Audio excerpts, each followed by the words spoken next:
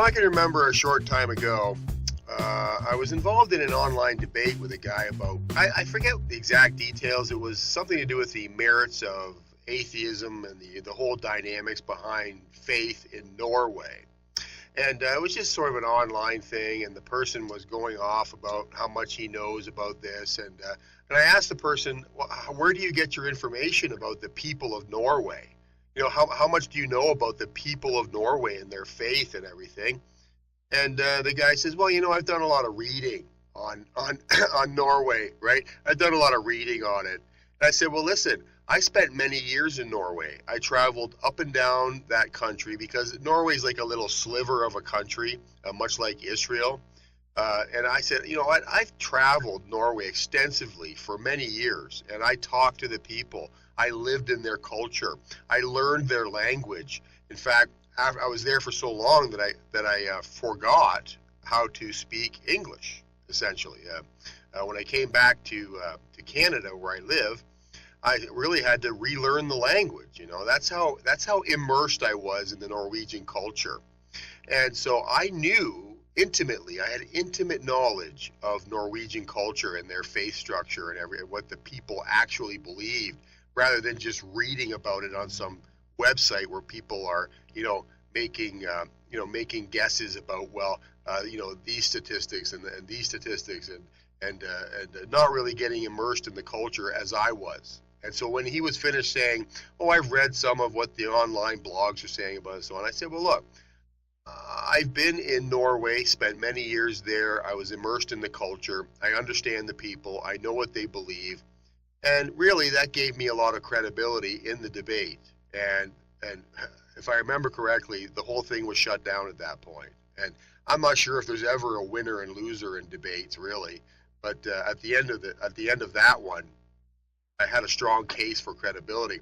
And so now lately with the whole election cycle here in the United States, or rather in the United States, I'm not in the United States, but as you know, I'm paying close attention to this. We are deeply involved in all of that. And so in this election cycle in the United States, we've had many people making conjecture and guesses on writing articles and so on about what's going on in Israel and what the Israeli people think about the election. How do they feel about Donald Trump? Will they be happy with a Trump presidency? And what do the people in Israel believe and think about this? And there's lots of stuff to read about that. But what if we could get somebody on the phone maybe who lives in Israel, who travels up and down the Israeli sliver of land there, and knows the people, is immersed in the culture, just like I was in Norway, who knows the people, talks to the people, has a genuine feel of what the people are thinking, praying for, hoping for, and truly believe about what a Donald Trump presidency will look like for Israel. And, well, guess what? We happen to have a very close, very dear friend who lives in Israel. His name is Messianic Rabbi Zev Porat.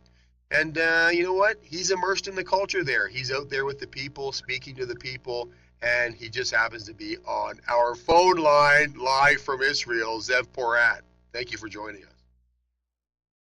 Shalom, Mike. It's an honor and a blessing to be here today. Listen, you heard my intro. You know where I'm going with this. Bottom line, what do the people of Israel think about Donald Trump? How do they feel about all this? The people in Israel, myself included, are very excited about Donald Trump. They believe he is the best president for America and for Israel. He's a real friend of Israel. Well, he keeps saying that. Zev, but is it possible that he may be saying what the evangelicals want him to say just so he can get elected? I mean, are you seeing evidence from Donald Trump that he will do for Israel what he says? Well, first of all, Benjamin Netanyahu is not someone to be easily fooled. And Netanyahu knows Trump personally, and I know that they speak on the phone a lot, and they know each other for years. And Benjamin Netanyahu also says that the Prime Minister of Israel, that Donald Trump is a dear friend of Israel, not just because of the election. He's been a dear friend of Israel for years. Yeah, no, he's been the grand marshal of a parade in Israel. Is that not right? And you've met Netanyahu, haven't you? I met him, yes, I did, and had an opportunity to speak to the man, and I know that he really, really endorses Donald Trump. And again, everybody that wants to be a president or a prime minister in Israel, they'll say anything to be elected. We know this, and sometimes they even forget what they said. But Donald Trump, way before he wanted to be the president of America, or at least, I mean, maybe he always wanted to be, but before he came publicly and said that he wanted to be, has always been a friend to Israel, and that's why we know it's so genuine. And the people in Israel are very, very excited about it. Look, for years, every time there's been an election in Israel, in America, Israelis, they watch the news. They're interested in who's going to be the next president of America. But this time, the streets of Israel are speaking about it. Our ministry, Messiah of Israel Ministries, we go out in the streets of Israel and we preach the gospel. So we hear what the people are saying, and this is how we reach the people. And we're hearing everywhere in Israel. We're not just speaking about politicians, or we're speaking about the average Israeli, the average secular Israeli, the working man, the working woman. They are speaking about Donald Trump, and they're excited about it. There's a reason why they want Donald Trump to be the president of America, because Israel's been going through a lot, and the so-called politicians that say they're friends of Israel, but their actions are not showing it. And they know that Donald Trump is a friend. Look, he did something last month that really bought his credibility here in Israel. He said before he was going to be a candidate to be the president of the United States, visit Israel. Every president says that, right? Right. But last month he told an Israeli reporter, it was all over the news here in Israel, Channel 2, Channel 10, it was all over. It was big news here in Israel. He said, I'm going to visit Israel before I become the president of the United States. And that really showed, how genuine he is. What's the motivation of the man? The man's a friend of Israel. Look, the Bible says that there's going to be Ruth in the end time, and there's going to be Orpahs. Ruth in Hebrew means a friend. Right. And Ruth was a friend of Israel. Orpah, the other lady in the Bible, means to turn the back. And I really believe it represents not just the church, but the nations in the end time. Some are going to be friends of Israel, and some are going to turn their back to Israel. And Donald Trump is a Ruth. He's a friend of Israel. So well, that's very interesting, because he is a frequent guest to Israel. He's been, what do you know about these parades that he claims to have been the grand marshal at some parade? What was that parade? It wasn't the gay pride parade, was it? No, it wasn't that.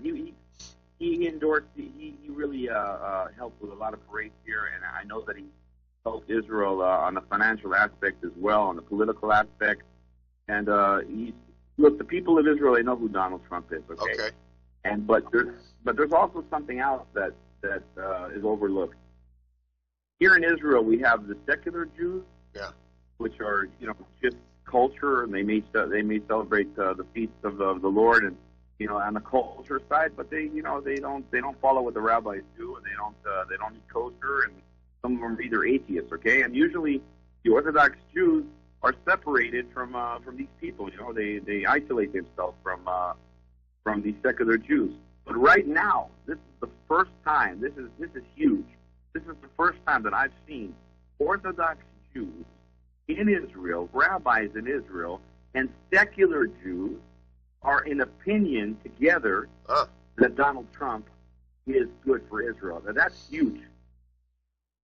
Well, why? I got to get my head around this, because Donald Trump has, what would you say the percentage of support is in Israel? As someone like you, and I happen to know that you travel throughout that country extensively, doing outreaches, speaking to people at every level.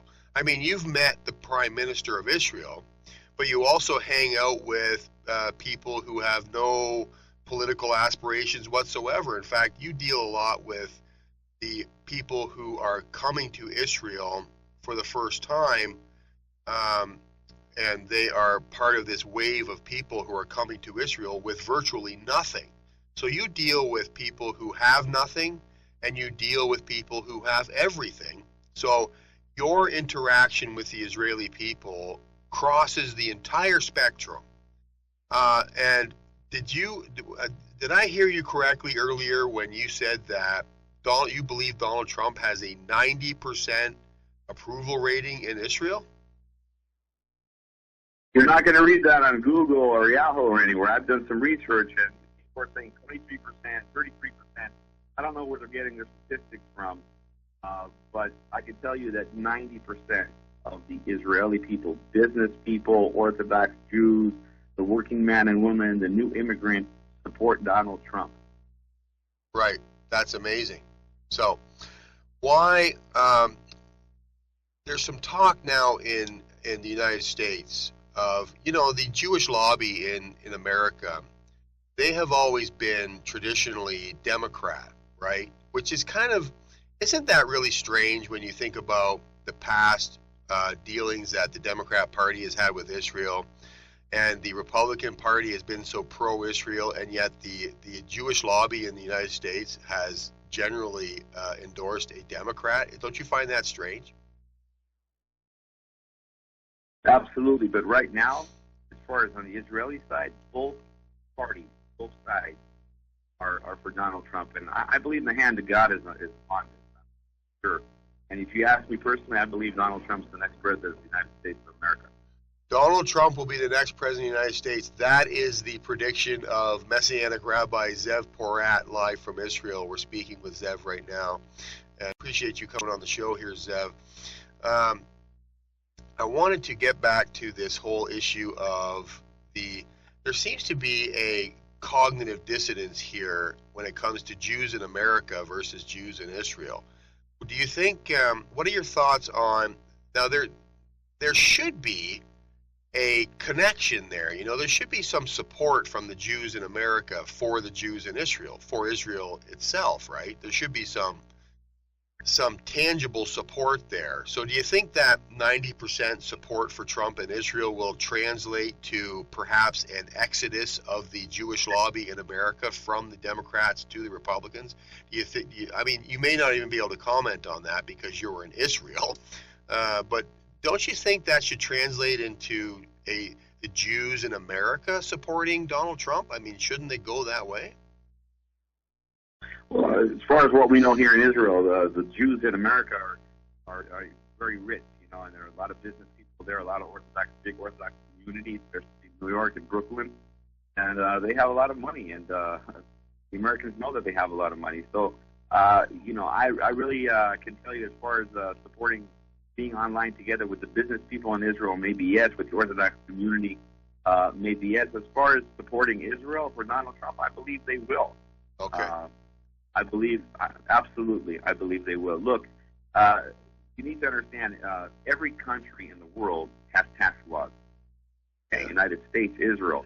But Israel is a country that they have what they call special taxes or emergency taxes. Right. When things heat up in the Middle East, all the Prime Minister does is go on the radio or go on television and say, for the next month, our taxes go up by 10% because we need money to protect Israel. Right. And everybody gets a deduction from their salary.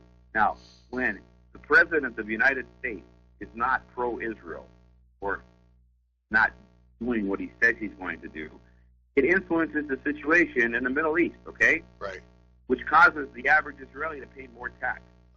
Israel wants a president that is pro-Israel and that stands behind his actions, okay? Right. So that's the motivation of the average Israeli that's a non-believer. He's concerned about his own finances, and a president that is pro-Israel is good for the Israeli economy. Well, and that makes sense because when you have ISIS in the Golan Heights, when you have ISIS in neighboring countries becoming a real existential threat to the existence of Israel, and then the Prime Minister has to say, wait a minute, we need more bullets, we need more bombs, we need more rockets for the Iron Dome. Everybody pays more in taxes to pay for that. But if you have a strong America, which uses its strength in these countries and deals with these terrorist threats, or perhaps even draws them away from Israel's borders, then Israel can breathe, the tax rate goes down. That's really fascinating, because that's how the that's how the income tax started in the United States and Canada also, by the way.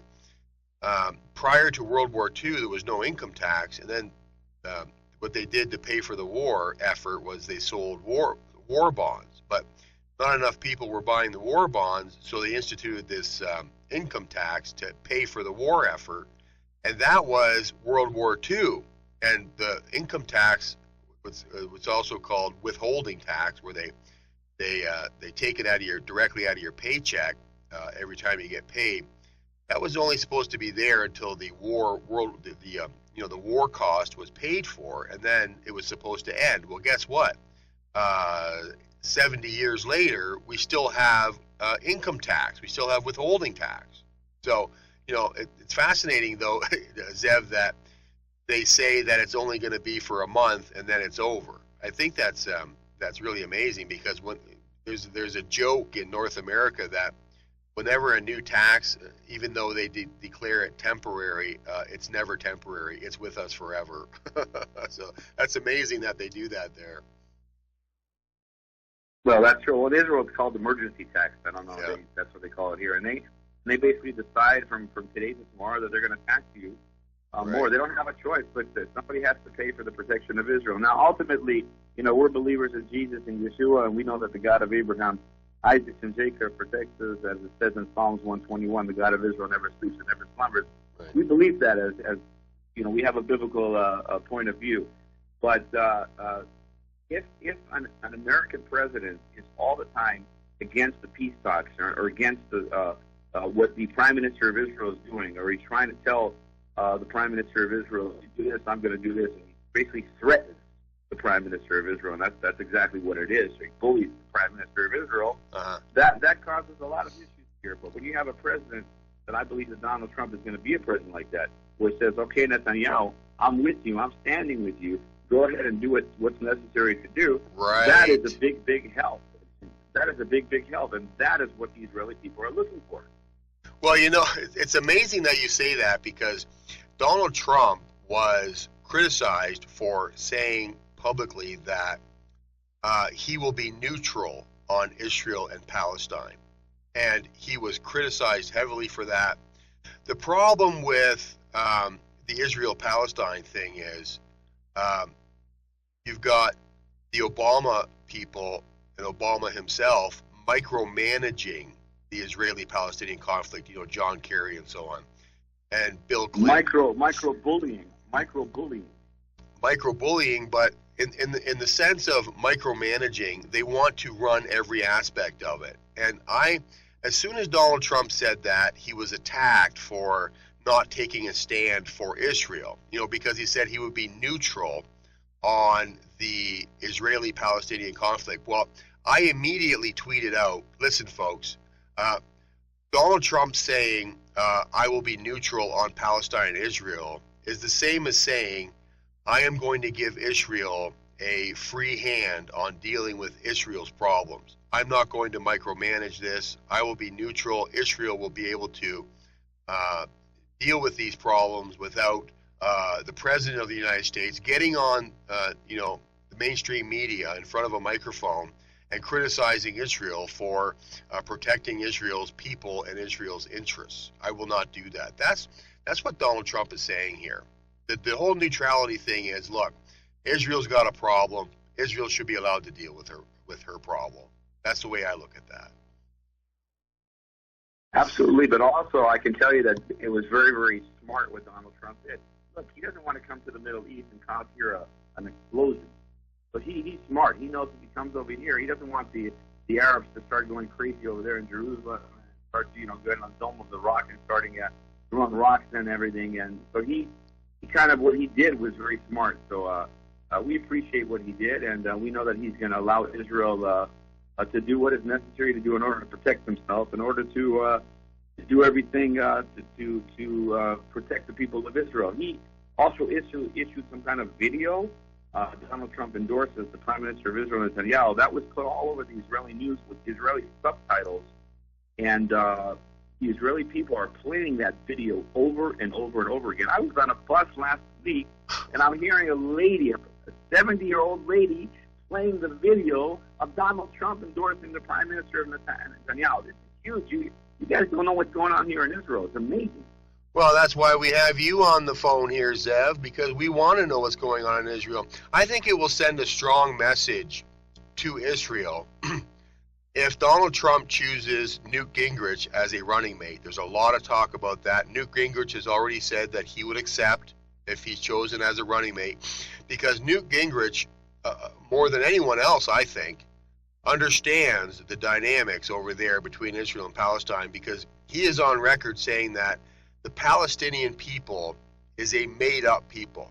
It's a fabricated people group sent in there to keep Israel kind of like a rabid dog on a leash, sent in there to torment Israel and perhaps even drive Israel into the, Yasser Arafat famously said once that there will be peace in Israel when the last Jew is drowned in the Mediterranean. This is the attitude of the Palestinian Authority and Hamas and all these terrorist groups over there. The Palestinian people, they exist for the sole purpose of driving Israel crazy and getting them out. That's why they're there. They're in Gingrich's words, they are a made-up people, and they don't belong there. They're Arabs that have been driven in there by the surrounding countries like Jordan, etc., to make life a living hell for the Israelis. And Gingrich understands this, and I think it will send a powerful message of hope to the Israeli people that if he chooses Gingrich, he is definitely siding with Israel here. Well, absolutely. Also, you mentioned all these attacks from the terrorists around the world, including Iran. There's no way that Donald Trump is going to allow Iran to get the nuclear weapons over there and allow Israel to sit back and watch. It's not going to happen, and the Israelis know that. Right. So there you go. Well, there you have it, folks. What else you got? You were just in China recently. Are the dynamics very different in China? Are the Chinese people afraid of Donald Trump? What do you think? Well, honestly, I think that the Chinese people are not afraid of Donald Trump. I think that the Chinese people, actually in China, they just had a big parade and a big march in Shanghai in memory of the Jewish refugees. So they opened some coffee houses and they've renewed the Jewish streets over here. So Chinese people are pro-Israel, okay? And if Donald Trump is for Israel, they're with Donald Trump. I can tell you that much, okay? Wow. And the Chinese people, they're friends of Israel too. I want you to know that. And okay. There's a lot of things that people think they're just interested about money and controlling the world's finances, but they're friends of Israel, and that's important to know that too as well. And I don't know. Well, Zev, like you spent not only the better part of your life in Israel, but you spent a lot of time in China with the Chinese people. Is there anything? There's been some developments recently between China and Israel. They've got some sort of agreement going on there, right? Absolutely. Well, you need to understand that we're in the end times right now. Now, we're not date setters. No one knows when Yeshua is coming back. But Yeshua said, "My sheep listen to my voice." We know the season, okay? We're ready. And in that end time prophecies that we're living in right now, China and Israel are becoming more and more friends. It didn't just happen in the war where the Jews were refugees in China, as I mentioned earlier, that they've opened the Jewish coffee houses and the Jewish park in Shanghai in memory of the Jewish people. So China's a real friend of Israel. And right now, in fact, about 2 months ago, Benjamin Netanyahu signed an agreement with the Chinese government allowing Israelis to enter China for 10-year visas, and Israel is granting China a 10-year visa. The agreement is not just for visas; it's also for on the business aspect, on the science aspect, medical aspect. The door has been opened, and this is end-time prophecy because the friends of Israel are the ones who are going to get the gospel out there and bringing the gospel back to Jerusalem. This is what's happening. And Benjamin Netanyahu actually said something quite amazing. He said that this is just the beginning. When we have that the friend of Israel come in, Donald Trump, it's going to even raise the economy in Israel even better and strengthen the Jewish people around the world and in Israel. Now, I don't know if you know this, Mike, but in the past 25 years, Israelis have been getting 10-year visas to the United States. Right. But Israel's never given United States a 10-year visa. China's the first nation to get that. And Benjamin Netanyahu was asked by the Israeli media, why is that usually when a country grants a visa to another country, then the other country gives the same visa back, right? It's like a mutual agreement. Right. Why is it that you haven't done that? Right. And he says, well, because it jeopardizes the security of Israel. One time the president of America is a friend of Israel, and the other time he's an enemy. Now, we don't know what's happening, so we don't do that. Sure. But right now, he said, if Donald Trump gets elected, we may very well open the door for America to come into Israel for 10 years as well, just like China. So this is huge. Wow. Well, that is amazing. Well, thanks for sharing that with us. And I don't know, have you heard of this video that's driving the Israelis crazy that Trump endorsed Netanyahu? You know what? I've never seen it. It's the first time hearing of it. Yeah, I'm going to play 1 second of it, okay? Okay. With your permission. Sure. Okay. Trump, and I'm a big fan of Israel. And frankly, a strong prime minister is a strong Israel. And you truly have a great prime minister. In Benjamin Netanyahu, there's nobody like him. He's a winner. He's highly respected. He's highly thought of by all. And people really do have great, great respect for what's happened in Israel. So vote for Benjamin. Terrific guy, terrific leader, great for Israel. Well, that's awesome. Awesome, and the people of Israel love it. And you know what? He's genuine. He's real. And I know that Netanyahu is really excited about Donald Trump. He's probably the best president that America's had in a long, long time.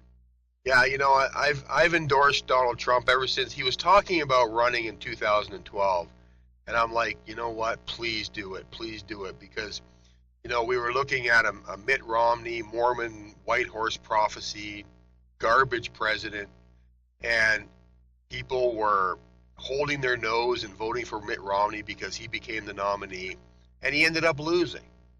And ever since then, Donald Trump, for 4 years, started ramping up his talk of running for president, and here we are. He's now the presumptive nominee of the party, and I think barring any sort of tragic accident that may or may not happen to Donald Trump, I think you're right. He'll be the next president, and I'm looking forward to that because Canada's right on the border with the United States. As when the United States has a little cough, Canada gets the flu. Financially speaking, and we just want Donald Trump may not be the most morally centered person in the world, and that's debatable also.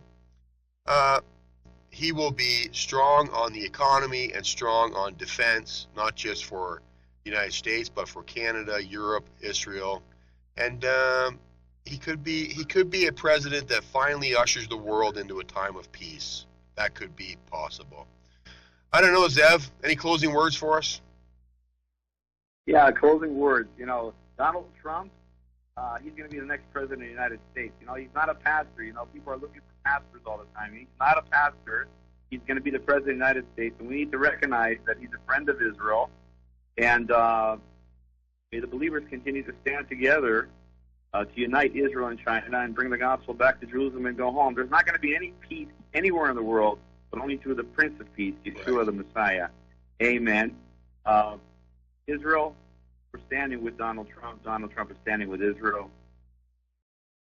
I think that the damage that the President of the United States has done in the past years backfiring on him right now, because that is exactly why Donald Trump is going to be the next president of America, because people have had enough of the lies and of the damage that's been done. Yes. So, you know what? You can lie to people for a certain time. It's going to end up backfiring on you.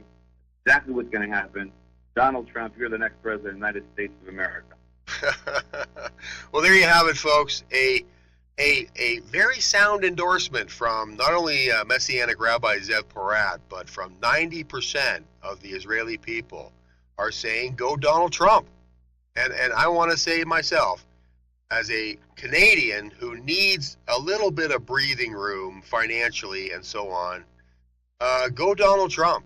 I mean, I'm in Canada. Canada's heavily dependent on the oil, but the Obama nation has driven the economy so deep into the toilet, nobody's buying anything, and that includes oil. And so I don't know, Zev. It was great talking to you as always, and I appreciate your friendship and your contributions to this ministry. And you always amaze me. You know, you send out all these reports and what you're doing over there in Israel, China, Hong Kong, and it just amazes me. You always amaze me, and I appreciate you coming on the show. I know it's what, 5 in the morning there or something. So thanks for coming on, Zev. 5:30. 5:30 in the morning. Thank you so much, Zev, and I look forward to talking to you again real soon. Thank you, Mike. A pleasure and an honor to be in ministry together with you guys. And God bless you. Thanks, Zev. Bye-bye. Zev Porat, everybody. Talk to you next time.